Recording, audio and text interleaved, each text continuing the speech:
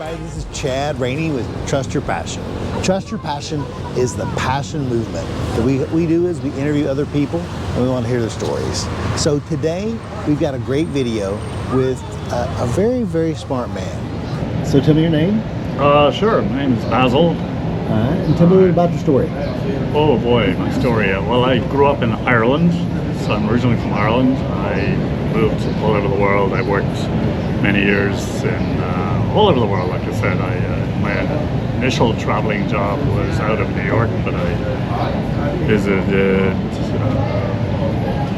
Hawaii and ended up in Europe and then Middle East and Karachi, and that was a one-year thing which I gave up after a year. I ended up back in Dublin for 5 years. Then I took a job in Bahrain in the Middle East as a financial controller.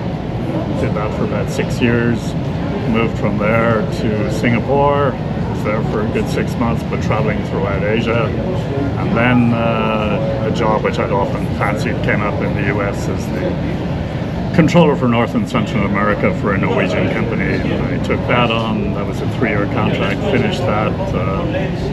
Decided to stay on in the States, and I ended up, of course, meeting my future now ex-wife. And from there, I stayed in New York for many, many years. Became a real estate broker. Hence my. I've been in real estate also. I was real estate for 10 years with Keller Williams. Before that, I was with Remax. Yeah, so I've done the same thing. Oh, you've done this too. Yeah. Okay. Well, I started out with a company in New York called Bellmark, and then as soon as I could, I left them and set up my own brokerage. So basically, I was working for myself, really more for the lifestyle than the money, to be honest, because I was never a phenomenally successful broker. I just didn't work at it enough. So worked for myself as a broker in New York, licensed real estate broker. Still am on paper a licensed real estate broker in New York, and stayed there for many years. Eventually moved to California, where I have my base now, Davis, California, college town. I like it there. Always loved traveling, so when I developed an interest in the Philippines, I came here, and now I'm spending more and more time here. Will likely spend more time over the next few years. Based in Cebu, most likely. I like Dumaguete too, but I think Cebu is going to be my place. That's largely influenced by my now fiance also, of course. Well, congratulations. So tell me a little about the changes that you've seen in the Philippines that you've been here through the years. Whoa, well, believe it or not, I've only been to the Philippines 3 times. First time was about 2 years ago. So, if I'm to be perfectly honest, I haven't seen many changes since I came. It's only 2 years. I landed in Manila. And COVID also, sure. COVID, it was the end of COVID, my first visit. And of course, yeah, that's an obvious change. People are not wearing masks now. They were when I landed first time, 2 years ago.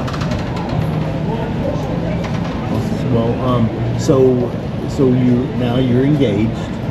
Yes, I am engaged. To a Filipino. Feels weird to say that sometimes, but yes. Oh, we all go there. We've been there. We've been there, done that many times. Yeah. Life's a detour. Hopefully not too many times for most of us. But, yeah. We all have choices that we make every day. Yeah. So every day we make choices. Sometimes we make a bad choice, and then we have to correct our path. Exactly, and we make choices, and that involves a turn in life, and it can change the rest of your life. Just that one turn. That's life. Yeah, exactly. Life's a detour. Yeah, absolutely. So tell me, so you've done everything from real estate to contracting?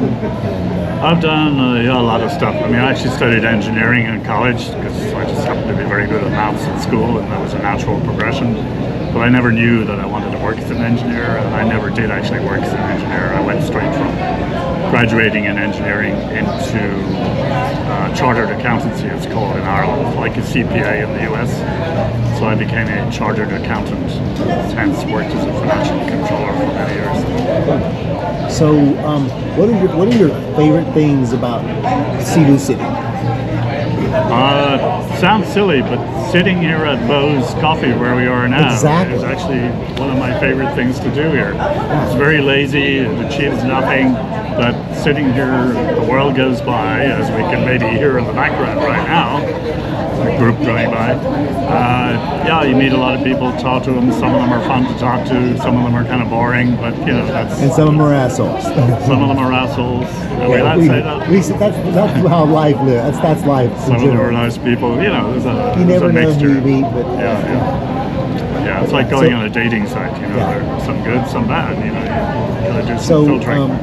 So did you meet your girlfriend online? I did. Yeah, I met my fiance on Filipino Cupid. No one's ever heard of that, right? Yeah, just what is it? Must be about a year and a half ago now. We met online. And so you dated for a year and a half online? Yeah, so we talked online for 5 months, and then I came here in December 2022. Did what Gio and his colleagues say don't have the girl meet you at the airport. Well, my girlfriend did meet me at the airport, and we've been pretty much inseparable during my time in the Philippines since then. You know, now I haven't been here all that time. I was back in the U.S. for 6 months. Sounds like you made a good choice. I mean, I've met her with you before, seen you out before together, and she's a sweet girl, and I'm happy for you. Yeah, no, she's great. Hey, we all have our moments, as we all know, exactly. You know, male and female. But yeah, but so far so good. So you are also a Utah. What? You're also a YouTube blogger. Yes, yeah. I've had a YouTube channel probably for longer than most of the people here. I've had a YouTube channel for 15 plus years. And I got my first payment just a few weeks ago. Oh, really? Awesome. You know, that's how it is. That's how it goes. So obviously it's a small channel. You know, I've been a little bit more serious in the last 2 years, but you know, editing is a real time suck, and you know, we get lazy. Well, I get lazy. Yeah. So. Oh, I've been there and done that too. Yeah. I've been there and done that. And I have a you know, I put something. I'm like, I'm gonna put it up tomorrow. It's like I get busy with anything else. And that's just life, you know. That's just. Yeah. The other thing is trying to do a decent job. I mean, some guys walk around with their camera and they put it up and they call that a vlog, and you know, they're very lazy. You know, I actually try to put a lot of effort into my editing, which takes a lot of time. You know. And, so you have to. I think you have to be. What is your intentional? I think if we live an intentional life, if we know exactly what our intentional. So what's your long term? What's your long term goal with your blogging? Is it just for fun, little? Just, you know, just to have fun, to enjoy it, to engage with people, to try and find some interesting topics. Again, you know, if you want to really follow the YouTube algorithm, you will concentrate and be very specific about what you put out there, and so that YouTube knows what you do and can promote you to people.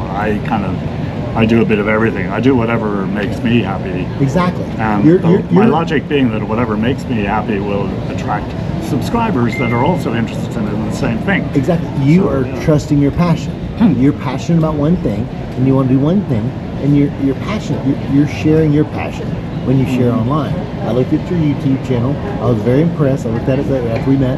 I looked at it online. I was very impressed. And I know you and several other YouTubers are all connected. We met with Michael's YouTube channel at his little meeting the other day. We had a conversation. I met you out here since. Now we know each other better. And I think that we've had a different kind of conversation now, and knowing more about you by telling everybody else who you are. Yep. So, what are the negatives of living in the Philippines from your standpoint? Traffic is one that comes up a lot. Patience is a word that comes up a lot. Having patience is not a negative, but not having patience here, it can be a big negative. I have a friend who's actually leaving the Philippines next month because basically he doesn't have patience for the way things operate or don't operate here. And you know, that's, some people can't take it. I think we appreciate that already. Philippines is not for everyone. It's a great place to live. It's very fun. You can have a fun time here, but you do need to be patient. Yeah, I agree, 100%. And that for me in a wheelchair, it is. There are no ramps, there are no sidewalks. It's very different. I live on 2 blocks away. It's no big deal. But eventually, I'd like to live around closer to this area. But right now, I have a small little place. I pay $350 a month for my rent, and it's dirt cheap. And if I go somewhere else to travel, I've got to go somewhere in the next 2 months to either Thailand or Vietnam, so I can travel also, and I don't have to worry about my rent here. This is very nominal fee. Yeah, no, of course, cost of living is a big plus here. Exactly. Although, a lot of people say it costs nothing to live here. That's not true either, especially the way I live. I only eat Western food. I like to go out for breakfast and dinner every day, and if I have a snack during the day, that's out too. I've been in a condo for 6 weeks now, and I haven't cooked one thing there. I've made cereal a handful of times, otherwise everything is out. This is my breakfast this morning here at Buzz. It's pretty much every day. Buddy, I see you here all the time, and I appreciate everything that you've done by sharing with me your passion. And do you have anything else that you want to add, just for closing at all? Anything else? No. Are there any of those? Give me one of those holy shit moments in your life. What are those holy shit moments? Have you had those kind of moments here where you're like, holy shit? Oh my! If it was a holy shit moment, it should probably stand out of my mind. But actually, it doesn't. It's just a bump. It's just I'm going to say one thing. Possibly the most holy shit moment, not holy shit, but anyway, big moment in my life was crossing the finish of an Ironman triathlon. Coming up to the finish, this is my first Ironman triathlon. I was coming up to the finish, and about 50 meters before the end, I hear this little pitter-patter behind me. I think, what is that? Now, I've just done a whole Ironman, right? For those that don't know, I'd swim 2.4 miles, bike 112 miles, and then run a full marathon, 26.2 miles. So I'm just in the finish chute, and I hear this little pitter-patter behind me. And I look down, and there's my daughter. I think she was probably about 4 years old at the time, and she's there because they have a system where they've actually stopped it since, where a kid can be released in the finish chute, and they can run the last 50 meters with you and cross the finish line with you. So that's the moment I'm going to pick. Wow. That is an amazing story. Yeah. That's what I love sharing with other people. I want to share, what are those moments? Some people, they say like, whenever they were on an airplane or something happened, this screwed up. But I'm so glad to hear a positive message from you about your daughter. So how old is your daughter now? She's 24 now. So she 20 years ago. So that was 20 years ago, yeah. Exactly. Yeah. And I don't do Ironman triathlons anymore. Yeah. Although I did swim 700 meters yesterday. Yeah. I'm moving into a building in Mactan, Utah, which has actually been featured on many YouTube channels recently. But it has a 70 meter pool. It's totally awesome. That's awesome, man. Yeah. Well, listen, I appreciate your time. Is there anything else that you want to add? No, that's great. Thanks for the chat. Yeah, and I appreciate it. And sometime down the road, if you want to add anything else, just let me know, or if I can help you tell anything about myself, or about my story. Absolutely, yeah. Maybe we can do something similar in the future. I like to collaborate. I like to collaborate with other people. I don't want to I don't want to be a competition with anybody. I think we can all lift ourselves better by doing that. I think if you look at a boat, how does a boat sail? I mean, how does it? If we all help raise the tide together, I think we can all have success together. Yeah. Because when they become when you're on my channel and I'm on your channel and you're on your channel, we all connect to other people, and I have my business card coming back, and it has a QR code. So everybody I give a business card to, it also has a QR code. They can go directly from there on my phone, and they can go directly to my YouTube channel, and they can subscribe. So yeah, you're high tech. I have a little stamp, which I've never actually used. I had it made here in Highland.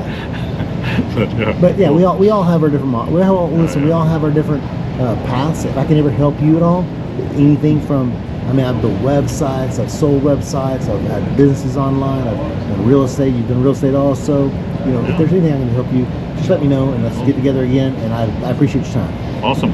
Thank you. So I hope you enjoyed that video. If you could, like and subscribe and notify. That way you'll be notified first the next time we have any videos. We're going to be having videos, I think we have 12 this month coming soon. So we're going to create content and adding videos all the time to help you know what's going on in Cebu City. Thank you. I appreciate you. Like and subscribe. We appreciate y'all. Take care.